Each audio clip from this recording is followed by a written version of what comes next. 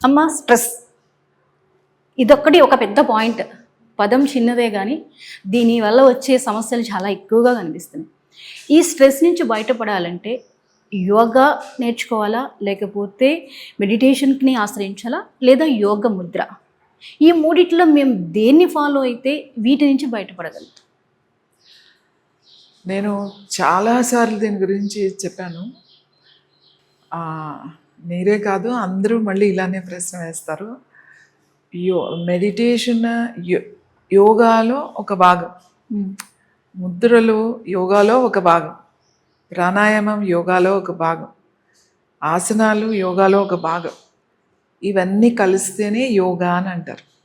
దీన్ని సెపరేట్ చేయకండి. Only meditation మీదే వెళ్ళిపోకూడదు, ఓన్లీ ఆసనాస్ మీదే వెళ్ళకూడదు.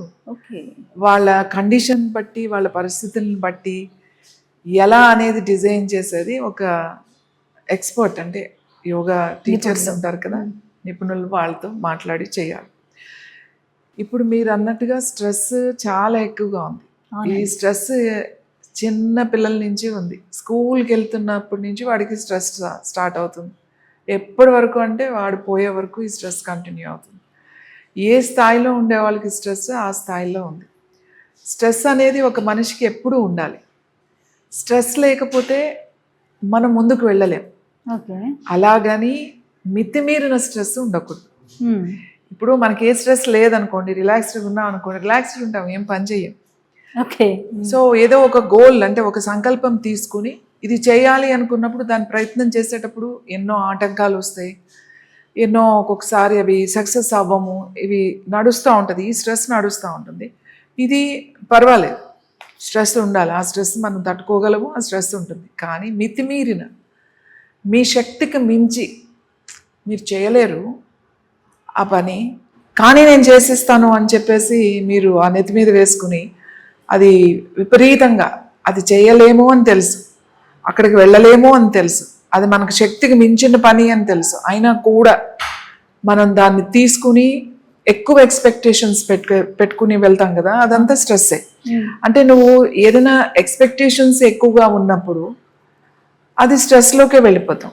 ఏదైనా సరే, చిన్న విషయం అయినా, అది పిల్లల విషయంలో అయినా, పెద్ద చిన్నపిల్లలకి స్ట్రెస్ ఏంటి? Expectations, parents expectations, schools expectations, teachers expectations, వాళ్ళ మీద, మరి చిన్నపిల్లల మీద ఎక్కువ, అంటే వాళ్ళ కాంపిటీషన్స్కి, వాళ్ళ యాజమాన్యం, అంటే ఆ స్కూల్స్ పేరు రావడానికి, అలాగే పేరెంట్స్కి కూడా మా పిల్లలు ఫస్ట్ ఉండాలి అనే ఒక ఇది, ఇదంతా న్యాచురల్లే అని చెప్పి మనం పిల్లలకి నేర్పిస్తున్నాం. పిల్లవాళ్ళు ఏమనుకుంటారు? ఇది న్యాచురల్ అనుకుంటారు, ఇలానే ఉంటుంది అని అనుకుంటారు. వాళ్ళకి తెలియట్లేదు అసలు ఇప్పుడు. అలాగే జాబ్ చేసేవాళ్ళు, ఈవెన్ అప్పుడు కన్నా ఇప్పుడు ఎందుకు స్ట్రెస్ పెరిగింది అని అంటే కార్పొరేట్ అంత గ్లోబలైజేషన్ అయింది. ఇప్పుడు మనం ఇక్కడ కూర్చుని యుఎస్ టైం వర్క్ చేస్తున్నాం, యూకే టైం వర్క్ చేస్తున్నాం, other countries, all countries timings మనం వర్క్ చేస్తున్నాం. సో ఇది కొంతవరకు మన హెల్త్ మీద ఉంటుంది, కొంతవరకు స్ట్రెస్ఫుల్గానే ఉంటుంది. కానీ నువ్వు అంతవరకు చేస్తే పర్వాలేదు, దానికి మనం ఆ స్ట్రెస్లో నుంచి బయటికి రావడానికి యోగా అనేది ఒకటి ఉంది మనకి. అది మనం ఆ స్ట్రెస్ మన బాడీ మీద పడకుండా మనం ఆ పని చేసుకుంటూ కూడా హ్యాపీగా ఉండొచ్చు. అలాంటి స్ట్రెస్. కానీ ఇప్పుడున్న స్ట్రెస్ ఎలా ఉందంటే రన్నింగ్, పరుగులు పెట్టేయడం, ఇంకా ప్రతీదీ కావాలనుకోవడం, ప్రతీదీ ఎక్స్పెక్టేషనే. ప్రతీదీ నువ్వు ఏదైనా ఒక పని చేయాలంటే అదే, ఇక్కడికి వెళ్ళామంటే నాకు ఇది కావాలి, ఇక్కడికి వెళ్తే నాకు ఇది అవుతుంది, ఈ గుడికి వెళ్తే నాకు ఇది అవుతుంది, లేకపోతే ఈ పూజ చేస్తే నాకు ఇది అవుతుంది, ఈ యాగమో ఏదో చేసేస్తే, ఈ అభిషేకమో వ్రతమో చేసేస్తే నేను చేసిన తప్పులన్నీ పోతాయి. మీరు తప్పులు చేసేసేయండి, మీరు పూజలు చేసేసేయండి. సో ఈ కాన్సెప్ట్ మీద నడుస్తుందన్నమాట. కానీ ఒక తప్పు పని మనం చేసినప్పుడు, మనం ధర్మంగా లేము, సత్యంగా లేము అనేది మనకు తెలిసినప్పుడు, ఎవరు వచ్చి ఎన్ని చెప్పినా, నువ్వెన్ని చేసినా, ఎక్కడో వాళ్ళకి ఆ భయం అనేది ఉంటుంది. అది ఆ బ్లడ్లో ఉంటుంది అన్నమాట. ఆ భయము, ఇలా చేసేస్తున్నానే అనే ఒక భయము, అసలు ఇదంతా ఎందుకు అనేది ఒక బాధ, కానీ అలా ఉండలేకపోతున్నానే అని ఇది. సో ఈ స్ట్రెస్ ఇలా ఎక్కువగా ఉంటుంది. దీంతో మెయిన్ ఇష్యూ ఏంటో తెలుసా మీకు? నిద్ర. ఇప్పుడు ఎవ్వరూ నిద్రపోవడం లేదు. కరెక్ట్. పిల్లలు సరిగా నిద్రపోవట్లేదు, టీనేజర్స్ నిద్రపోవట్లేదు, పెద్దవాళ్ళు నిద్రపోవట్లేదు, ఈ మిడిల్ ఏజ్ వాళ్ళు నిద్రపోవట్లేదు. అసలు పిల్లలు నిద్రపోకపోవడం ఏంటి? వాళ్ళకి ఏమి రెస్పాన్సిబిలిటీస్ ఉన్నాయి? ఆ యంగ్ ఏజ్లో ఏముంటుందండి?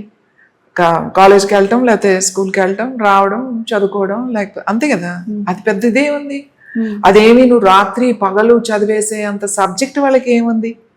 లేదు కదండి. అందరూ చదువుకుంటున్నారు కదా, అందరూ చదువుకుంటున్నారు. మరి ఎందుకు వాళ్ళు అంత స్ట్రెస్లోకి వెళ్తున్నారు? సో ఏదైనా సరే ఇప్పుడు ఇంకొకటి అందరికీ ఏం అలవాటు అయిపోయిందంటే, స్ట్రెస్గా ఉన్నారా, మెడిటేషన్ చేయండి. మీకు ఏదైనా మానసిక ప్రాబ్లమ్స్ ఉన్నాయా, యాంగ్జైటీ అటాక్స్ వస్తున్నాయా, మెడిటేషన్ చేయండి. పానిక్ అటాక్స్ ఉన్నాయా, మెడిటేషన్ చేయండి. ఇంకా ప్రతిదానికి ఒక పరిష్కారం మెడిటేషన్. యోగా అంటే ఓన్లీ మెడిటేషన్ ఉంది, ఇంకేమీ లేదు. ఎందుకంటే అది సుఖంగా కూర్చుని కళ్ళు మూసుకోవడమే కదా. ఇప్పుడు చేస్తున్నాడు చేయట్లేదు అదంతా.